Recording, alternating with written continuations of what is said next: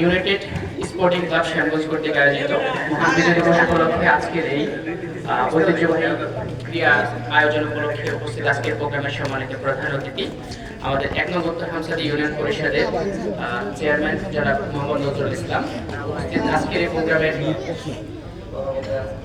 এই প্রোগ্রামের বিশেষ অতিথি জনাব ফখরুল আলম খন্দকার, সাবেক চেয়ারম্যান ১ নং উত্তর হামসাদি ইউনিয়ন, উপস্থিত অন্যান্য অতিথিবৃন্দ এবং আমার সামনে যারা শুনছেন শ্রোতাবৃন্দ, আসসালামু আলাইকুম ওয়া রাহমাতুল্লাহ।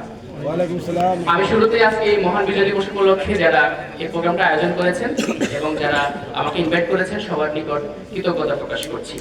আজকে যে প্রোগ্রামটা যেহেতু বিজয় দিবস উপলক্ষে, বিজয় দিবসের অনুষ্ঠানে একজন বীর মুক্তিযোদ্ধা উপস্থিত থাকবেন, তাকে মুক্তিযুদ্ধের গল্প শোনাবেন আর আমরা মন্ত্রমুগ্ধের মতো তার গল্প শুনবো। কিন্তু বাস্তবতা হচ্ছে বর্তমান স্বাধীনতার ৫৫ বছর পরে বেশিরভাগ মুক্তিযোদ্ধা এখন আর বেঁচে নাই। অল্প কয়েকজন আছেন, তাদের কাছে হয়তো আমরা রিচ করতে পারি নাই। আবার আজ থেকে ৫-১০ বছর পর দেখা যাবে কোনো মুক্তিযোদ্ধাই বেঁচে নাই। তাহলে কি আমাদের বিজয় দিবস থেমে থাকবে? আমরা কি ১৬ ডিসেম্বরকে ভুলে যাব? না।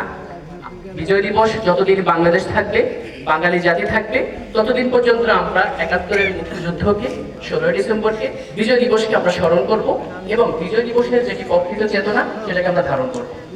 কিন্তু দুঃখজনক সত্য যে স্বাধীনতার ৫৫ বছর পরে এসে আমাদের স্বাধীনতার ইতিহাসকে বিকৃত করার এক ধরনের আন্তর্জাতিক চক্রান্ত চলছে। আজকে ভারতের প্রধানমন্ত্রী নরেন্দ্র মোদী তিনি একটা ফেসবুক স্ট্যাটাস দিয়েছিলেন। তিনি লিখেছেন যে ১৯৭১ সালে ভারত পাকিস্তান এর যুদ্ধ হয়েছে এবং সেই যুদ্ধের ফলে বাংলাদেশ নামক রাষ্ট্র সৃষ্টি হয়েছে। কিন্তু আমরা ছোটবেলা থেকে জানি এবং যেটা প্রকৃত ইতিহাস সেটি হচ্ছে ১৯৭১ সালে যুদ্ধ হয়েছিল বাংলাদেশ এবং পাকিস্তান নামক রাষ্ট্রের সাথে। ভারত আমাদের বন্ধু রাষ্ট্র হিসেবে তারা আমাদেরকে সহযোগিতাই করেছে। কি আপনারা কি আমার সাথে সবার সাথে একমত? তাহলে যারা ইতিহাস বিকৃত করতে চায়, আমাদের স্বাধীনতার অর্জনকে কেড়ে নিতে চায়, সেটা আমাদের দেশীয় শক্তি হোক, দেশের বাইরের শক্তি হোক, অবশ্যই তাদের বিরুদ্ধে আমাদের ঐক্যবদ্ধ থাকা উচিত। আমি মনে করি স্বাধীনতার ৫৫ বছরে এসে বাংলাদেশের স্বাধীনতাকে কেউ অস্বীকার করে না, সবাই বাংলাদেশকে ধারণ করে, বাংলাদেশকে লালন করে। এবং যদি আমরা ঐক্যবদ্ধ থাকতে পারি তাহলে অদূর ভবিষ্যতে একটা কথা আছে, আমরা ছোটবেলায় ভাব সম্প্রসারণ করেছিলাম, স্বাধীনতা অর্জনের চেয়ে রক্ষা করা কঠিন। যদি আমরা ঐক্যবদ্ধ থাকতে পারি তাহলে আমাদের এই স্বাধীনতাকে আমরা রক্ষা করতে পারবো। অন্যথায় অদূর ভবিষ্যতে যদি আমরা স্বাধীন রাষ্ট্র না হয়ে অন্য কোনো দেশের অঙ্গরাজ্যে পরিণত হই, সেটা অবাক হওয়ার মতো কিছু থাকবে না।